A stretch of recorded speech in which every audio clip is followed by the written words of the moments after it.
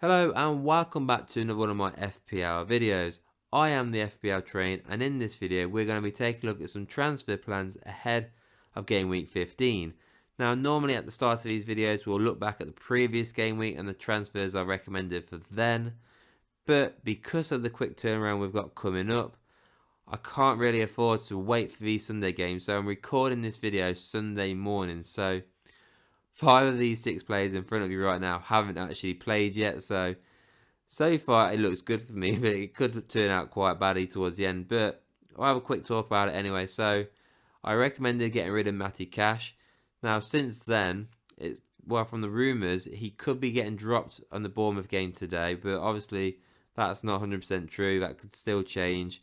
But the rumour is he's going to get dropped for the game so he can play in the harder games midweek and at the weekend against Man City and Arsenal.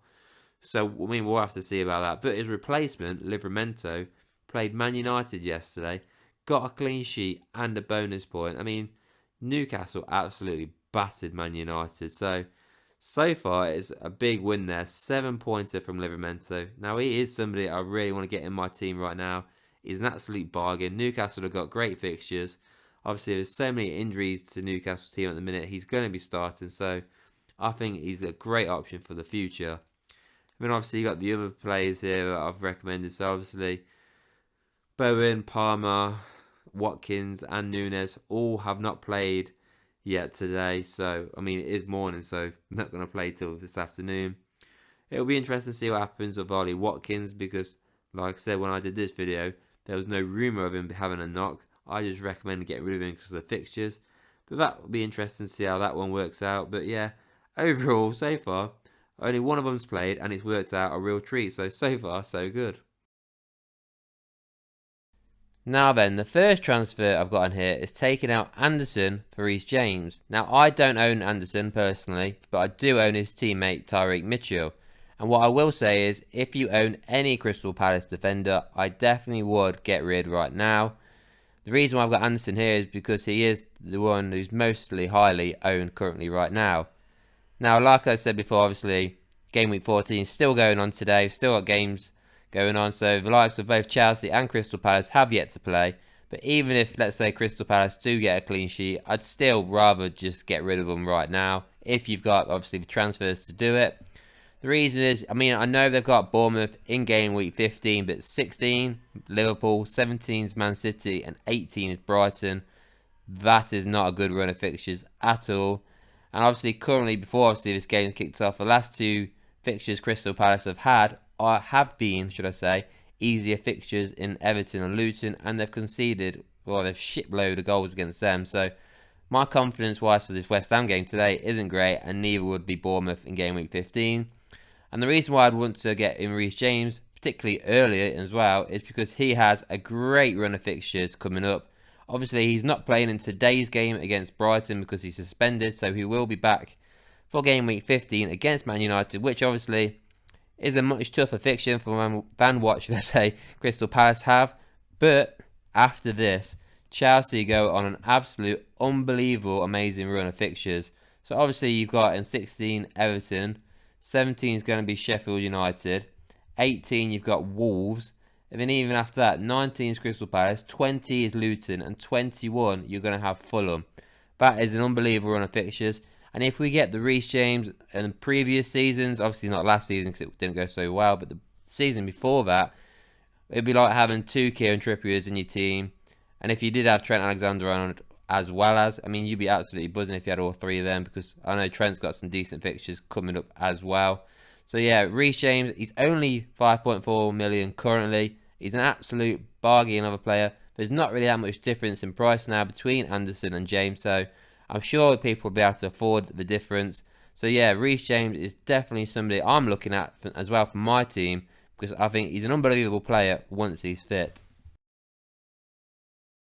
With the midfield change then, what I've gone for is something a little bit different. So obviously taking out Diaby, it seems to be like an obvious choice right now with Aston Villa's fixtures.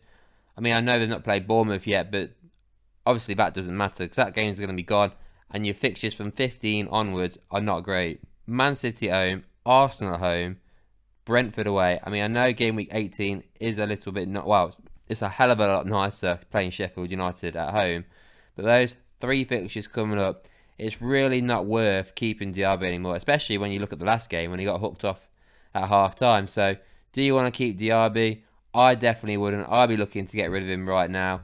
I do think Gibbs White wouldn't be a bad option at all.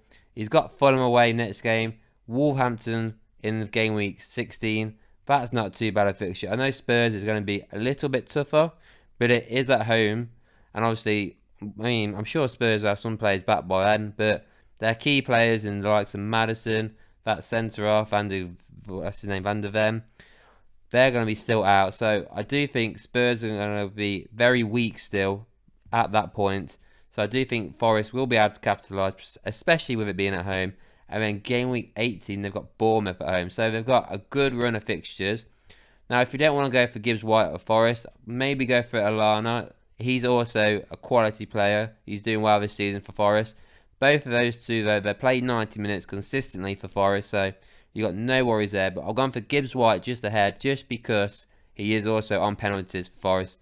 And any of these fixtures, there's a good chance that Forest could get a penalty. So that's why I'm thinking maybe going for somebody like a Gibbs White. He's a good differential as well. He could do something there. And if he does, it would definitely help you out with your rank. And so with my striker change here, now I found this one a lot harder than the other two. Not in terms of who would I bring in, because I think Isak's a clear and obvious option right now. It was more on who would I take out if I had another striker. Now, Ollie Watkins is the clear and obvious one that I could talk about right now, but I mentioned him, and getting rid of him, should I say, in the Game Week 14 video before his knock. So, I'm not going to mention him any further. I could go on about taking possibly Alvarez out, but I mentioned him quite a lot in terms of getting rid of. So, I thought about, you know what, I know a lot of people brought in Cameron Archer on the wild card, and obviously it's just there to sit on the bench, but that's because a lot of us were doing a 3-5-2 formation. I think a 3-4-3 formation will work right now. You could have, let's say, Haaland, Darwin Núñez and Isak up front. So fixtures for all three of them are pretty tasty. So that is a good option to go for. So why would you want to get rid of, well, why would you want to keep Archer, should I say, really? Because let's face it, the fixtures coming up are absolutely horrendous for Sheffield United. Liverpool at home, Brentford at home. They're meant to be the easier fixtures. Then it's Chelsea away and his old club Villa. That is an absolute nightmare. The best chance he had of scoring was in game week 14 in yesterday's game against Burnley. And they just got battered 5-0. Absolutely slaughtered. So if I was you and I had Cameron Archer, I'd find some funds to get Isak. Because Cameron Archer is not going to do anything for you now. It's clear. I think he scored like once for him, and that was probably like on his debut or something. Since then, there's just been nothing from Sheffield United at all. Whereas obviously Isak, he is back from injury now. Don't know when Wilson will be back, but Isak is back. So, I mean, yes, he could get rotated with Gordon up front, and obviously they could rest Isak because of the quickfire fixtures. But, you know, if they don't, he's got Everton away, Spurs away, and Spurs do have injuries. Fulham at home, then Luton away. That's a nice set of fixtures. Now, he was unlucky yesterday against Man United. He had a few good chances. I mean, they absolutely battered United, Newcastle did. So, Newcastle look really good, even with all the injuries they've got currently right now. And I do think he's going to score quite a few goals in the next few game weeks. Now then, I've got one more transfer here, and I wasn't going to do this. I mean, because it's a goalkeeping transfer, so why would I do it? I mentioned it in the last video, transfer plans video I did, but I figured, you know what, I'll do one this time. And that is because, obviously, yesterday, Nick Pope went off injured, and so did Sarr of Wolves.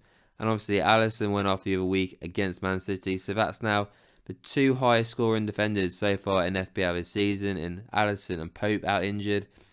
Jose Sarr is currently out, and obviously he was he's one of the highest scoring goalkeepers in the last few seasons.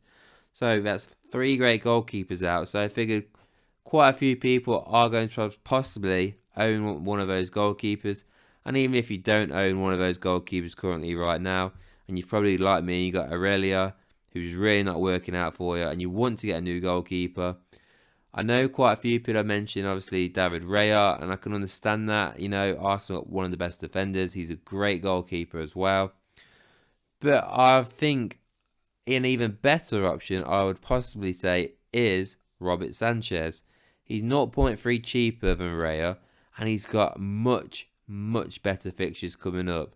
So obviously he's got Man United this week, which is going to be a tough game.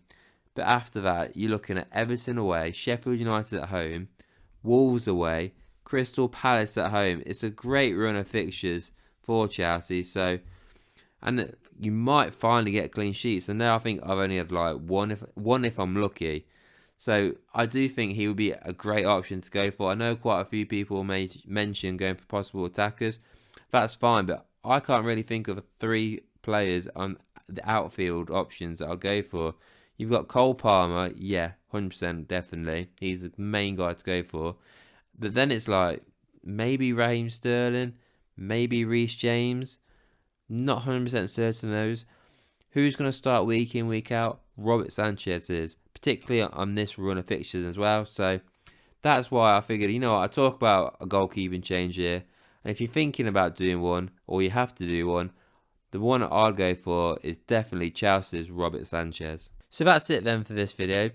Let me know what you think of these transfers. I know obviously the Gibbs White one's completely left field and it's a massive gamble, but you never know. It's a gamble that could pay off.